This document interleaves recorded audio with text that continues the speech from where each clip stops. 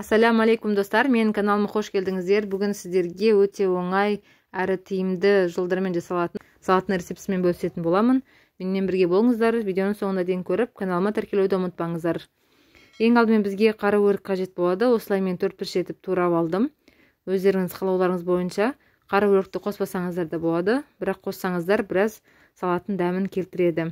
Осылай етіп турап алып, енді піскен тауықтың етін осылай қолымызбен ұсақтап турап аламыз.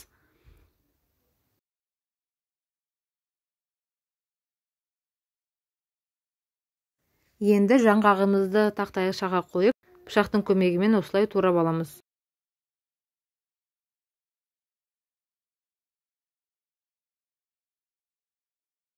Жаңғақты ірі етіп турасаңыздар, дәмін келтіреді. Енді салатымызды жинай бастаймыз. Ең астына қара өрігімізді саламыз, үстінен майонезді жағамыз.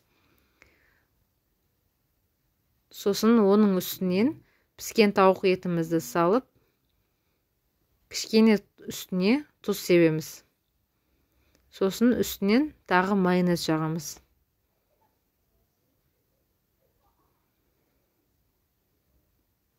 Сосын жаңғағымызды себеміз. Сосын тағы үстінен кішкене майонезімізді жағып, ең үстіне консервіленген жүгеріні саламыз.